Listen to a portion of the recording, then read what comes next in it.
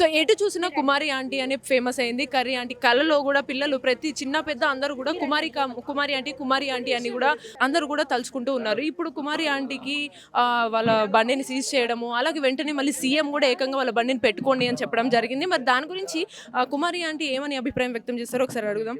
Hi aunty, అసలు అసలు మీరు ముందుగా ఫేమస్ అవుతానా ఇవన్నీ కూడా పక్కన పెడితే మీ బండి సీజ్ చేశారు, పోలీసులు తీసుకెళ్లారు అని విన్న వెంటనే మీరు ఏమనుకున్నారు? బాధ అనిపించింది అంతే. ఇక ఇవాళ అంతే సంతోషం. నిన్నెంత బాధపడ్డాను ఇవాళ అంతే సంతోషపడుతున్నాను ఇవాళ. ఉమ్. అసలు మీరు అనుకున్నారా? అసలు ఏంటి అంటే ఒక మంచి చేయడానికి వెళ్తే ఇలా మొత్తం బెడిసి కొడుతుంది, తిప్పిది మనకి తిరిగి ఇలా తప్పుగా అవుతుంది. దీనివల్ల ఎవరిది తప్పు అని మీకు కోపం ఎవరి మీద వచ్చింది? అది ఒక చెడు ఒక మంచికి అంటారు. నిన్న వాళ్ళ అలా జరగబట్టేమో ఇవాళ రేవంత్ సార్ వచ్చి నాకు హెల్ప్ చేయడం జరిగిందేమో అని ఇప్పుడు అనిపిస్తుంది నాకు. ఇప్పటి వరకు పోలీసులు గానీ, అధికారులు గానీ ఇంకెవరన్నా లేతే రేవంత్ సార్ తరపు నుంచి ఎవరైనా పీఏ గానీ ఎవరన్నా మీతో మాట్లాడారా?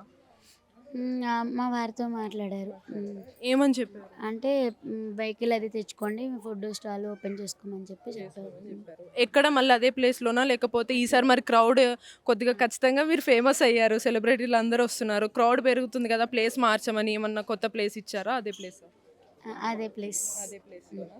ఇంకా మళ్ళీ ఎప్పటి నుంచి స్టార్ట్ చేస్తారు మీ ఇది అంతా కూడా? మళ్ళీ బండి ఎప్పుడు స్టార్ట్? వెహికల్ తీసుకొచ్చినాక ఎల్లుండి నుంచి. ఓకే.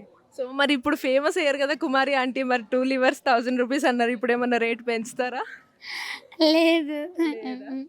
ఓకే. సో ఫైనల్‌గా అటు యూట్యూబ్ ఛానల్స్ వల్ల ఒక రకంగా ఫేమస్ అయినా కొంచెం ఒక రకంగా ఇబ్బంది అయిందనే చెప్పొచ్చు. మళ్ళీ ఇప్పుడు అది సాల్వ్ అయింది. ఇప్పుడు ఫైనల్‌గా అటు యూట్యూబ్ ఛానల్స్‌కి, ఇటు రేవంత్ రెడ్డి సార్ వాళ్ళకి వీళ్ళందరికీ మీరు ఏం చెప్తారు? ఒక సీఎం మీ గురించి స్పందించడం వీటి గురించి మీకేమనిపిస్తుంది? చాలా అంటే చాలా హ్యాపీగా ఉంది. చాలా అంటే చాలా హ్యాపీగా ఉంది. అదే అప్పుడు అందరికీ అదే చెప్పాను. మొన్న 22 రోజున 22వ తారీఖున రాముల వారి ప్రతిష్ఠ రోజున ఇంట్లో ఉండి ఆ రోజు సెలవు పెట్టేసి రామనామస్మరణే చేసుకున్నాం ఇల్లంతా. ఆ రాముల వారి రూపంలోనే రేవంత్ సార్ రాముల వారే ఇక ఇంకా రేవంత్ రెడ్డి సార్ అంటే ఇక మీకు రాములు వారు అని అవును అవును రామరాజ్యం వచ్చింది మళ్ళీ మనకి. ఒకవేళ నిజంగా రేవంత్ రెడ్డి సార్ కనుక మిమ్మల్ని కలిస్తే మీ తరపు నుంచి మీరు ఆయనకి అంటే ఏమి ఇస్తారు? ఏం చెప్తారు? ఏదైనా వండి పెడతారా? ఏం చేస్తారు? సార్కి ఏది నచ్చితే అది వండి పెడతారు.